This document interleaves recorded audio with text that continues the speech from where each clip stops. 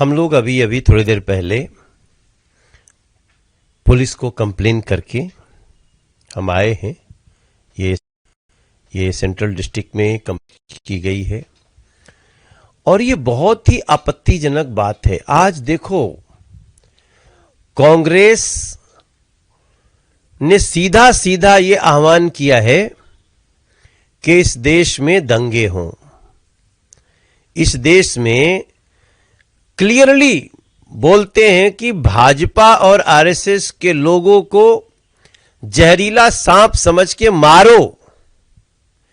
नमाज कर रहे हो तो नमाज तोड़ के मारो, नमाज छोड़ के मारो।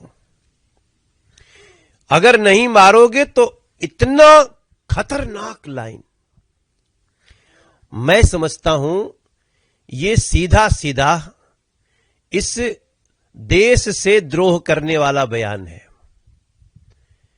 हम समझ रहे हैं कांग्रेस अब कहीं नहीं है।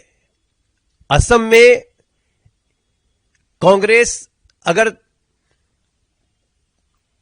50 के भी अंदर रह जाए तो किसी को आश्चर्य नहीं होगा, लेकिन आप हारने के समय ये बातें करोगे। आप सोचिए इसका अर्थ क्या निकलता है कि भाजपा और आरएसएस के लोगों को मारो। और किसको कह रहे मारने? नमाजियों को। क्या नमाजियों का काम मारना होता है? क्या नमाजियों का काम दूसरे को चुन चुन करके उनका जान लेना होता है? मैं समझता हूं ये बहुत ही खतरनाक बयान है और कांग्रेस को न तो असम की जनता माफ करेगी, न तो पश्चिम बंगाल की जनता माफ करेगी और न ही तमिलनाडु या केरल की जनता माफ करेगी। इन लोगों को जनता सबक सिखाएगी कि एक शांतिप्रद देश में, एक लोकतांत्रिक देश में इस तरह से जनता को उकसाने वाला इस बयान को स्वीकार नहीं किया जा सकता। और हमने इसका कंप्लेन किया पुलिस में। सीपी से भी मिल के आए हम लोग। हम 4 सांसद थे, हमारा एक लीगल वो था।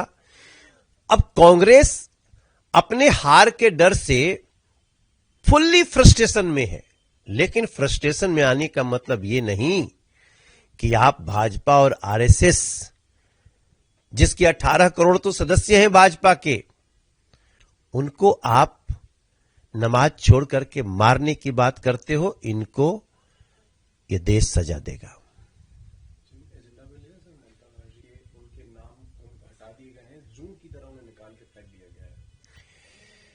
ये देश लोकतंत्र के आधार पर चलने वाला देश है। चुनाव आयोग पे हर व्यक्ति को भरोसा रखना चाहिए और इलीगल घुसपैठिया हो या किसी का ऐसा वोट जो अब संसार में ना हो, या फिर एक आदमी एक स्थान से दूसरे स्थान पे जाके वोटर बन गया हो, वो एक ही जगह वोटर रह सकता है। अगर इस तरह से किसी का भी वोट एसआईआर में कटा है तो कई लोगों का वोट जुड़ा भी है। और मैं समझता हूं ये बात वही कह सकता है जिसको इलीगल घुसपैठियों के आधार पे जीतने की आशा रही हो।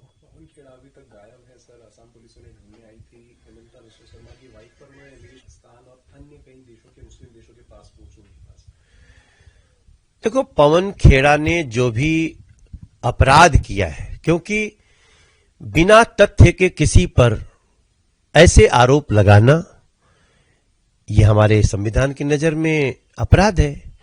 उनके ऊपर एफआईआर हुई है, पुलिस उनको ढूंढ रही है। अब मुझे आश्चर्य है कि अगर तुम्हारे आरोप में दम है कांग्रेसियों, तो सामने आओ ना। ये छुप छुप के कहां घूमते रहेंगे?